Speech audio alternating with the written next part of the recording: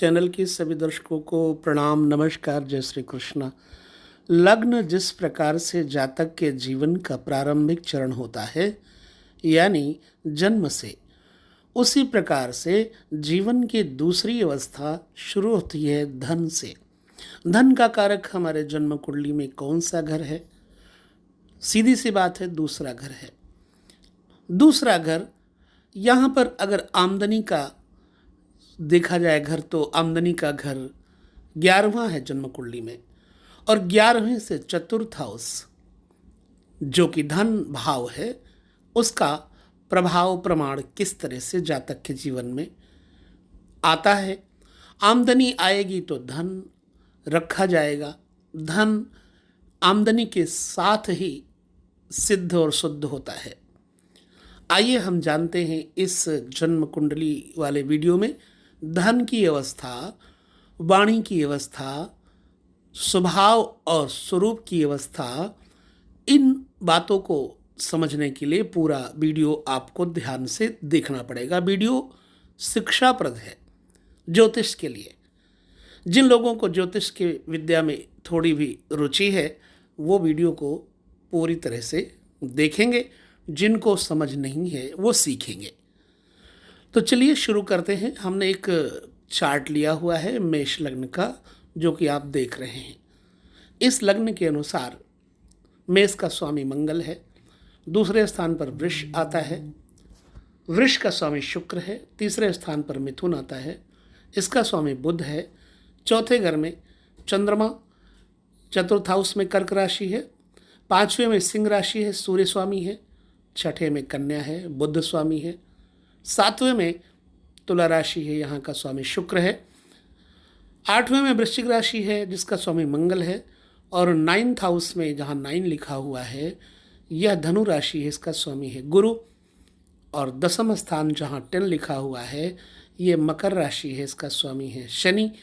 11वें घर में कुंभ राशि है जिसका स्वामी भी शनि ही है, और 12वें घर में मीन यानी 12th हाउस, इसका स्वामी भी गुरु है। अब हम इस कुंडली के माध्यम से सीखेंगे धन की अवस्था, वाणी की अवस्था, रूप की अवस्था अच्छे से। तो सबसे पहले हम धन भाव और रूप लावण्य का विषय देखते हैं। लग्न यदि प्रथम भाव होने के कारण प्रथम अंग अर्थात सिर का प्रतिनिधि है, तो धन भाव द्वितीय नंबर पर आने के कारण द्वितीय अंग अर्थात इसका कारण है मुख, उसकी शोभा अथवा अशोभा को जतलाता है। अगर द्वितीय भाव का स्वामी बुध अथवा शुक्र हो, यहाँ पर शुक्र है, तो द्वितीय भाव का स्वामी बुध अथवा शुक्र हो और बली होकर के शुभ ग्रहों से देखा जा रहा हो और शुभ युक्त हो, तो मनुष्य एक तो सुंदर भी होता है, मुख उसका सुंदर होगा, उसके नेत्र सुंदर होंगे, वशीकरण जैसी शक्ति होगी, और यह जातक दर्शनीय होता है अर्थात सुंदर होता है। तो इसके बाद चर्चा करते हैं वाणी का ही प्रयोग है मुख। धन भाव और वाणी का विकार यहाँ से देखा जाता है।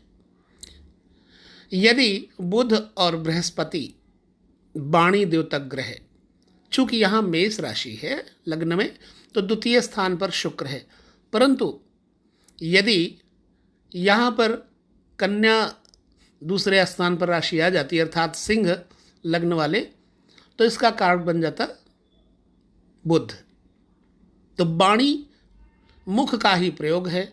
यदि बुध और बृहस्पति वाणी द्योतक ग्रह द्वितीयाधिपति समेत कहीं भी निर्बल पाप युक्त तथा पाप दृष्ट हो, तो मनुष्य को वाणी में दोष अथवा रोग होता है।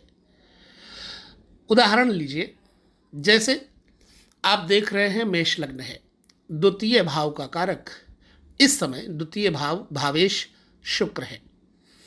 अब अगर ये शुक्र पर, चूंकि वाणी का कारक नहीं है, परंतु शुक्र यदि दूषित हो तो भी वाणी खराब होगी। वाणी के कारक ग्रह हैं बुध और बृहस्पति। यदि कहीं पर भी बुध और बृहस्पति प्रभावित होंगे तो जातक की वाणी कर्कश होगी। अगर केवल शनि और राहु का प्रभाव हो तो जातक कई बार गूंगा तक हो जाता है। इसलिए द्वितीय भाव में यह मूक इत्यादि देखने का बड़ा अच्छा विधान है। तो गुरु भी बुध की भांति वाणी का कारक है। यह वाणी से आजीविका पाने वाले वकीलों से भी घनिष्ठ संबंध रखता है। बृहस्पति वाणी द्योतक गुरु के संबंध में सर्वात चिंतामणि का कहना है कि यदि द्वितीय स्थान का स्वामी और गुरु, जैसे कि यहाँ पर द्वितीय स्थान का स्वामी है शुक्र और गुरु दोनों अष्टम स्थान में हो तो मनुष्य गूंगा हो जाता है। अब आपको यह जानना बहुत आवश्यक है, क्योंकि आपके पास जन्म कुंडली दिखाने के लिए या आप भी अपनी जन्म कुंडली देखने के लिए कभी कभी बढ़ते हो तो इन भावों का ध्यान अवश्य रखें। धन भाव, प्रबल भाषण शक्ति, ये दोनों चीज़ें धन भाव से देखी जाती हैं। बोलने की कला और धन, जिसके अंदर बोलने की अच्छी कला होगी संभवतः वो धनवान भी होगा, चाहे वाणी का धन हो चाहे मूल्य का धन हो। तो यदि द्वितीयेश गुरु, दो बातें हैं यहाँ पर, यदि द्वितीयेश जैसे कि यहाँ शुक्र है एवं गुरु, गुरु वाणी का द्योतक है, बुध भी वाणी का द्योतक है। तो द्वितीयेश और गुरु एवं बुध यदि तीनों बलवान हों तो मनुष्य में उपदेश देने, भाषण देने और वाद विवाद करने की अच्छी शक्ति आ जाती है। गुरु और बुध वाणी के कारक हैं। यदि धन भाव का स्वामी शनि षष्ठेश मिथुन में हो तो जातक थोड़े बोले, और यदि बुध और पंचमेश भी पाप प्रभाव में हो तो बोल नहीं सकता। अब आपको समझ में शायद नहीं आएगा मैंने क्यों कहा। यदि धन भाव का स्वामी शनि, चूंकि यहाँ वृष राशि है, धन भाव का स्वामी यहाँ शनि नहीं है। धन भाव का स्वामी कब होगा? जब मकर लग्न होगा या धनु लग्न होगा, चूंकि हमने मेष लग्न लिया हुआ है। परंतु आपको ये विषय स्वयं समझना होगा कि धन भाव का यदि स्वामी शनि हो और षष्ठेश मिथुन में हो तो जातक, यानी छठे भाव का मालिक मिथुन में हो तो जातक थोड़ा बोलता है, ज़्यादा नहीं बोल पाता।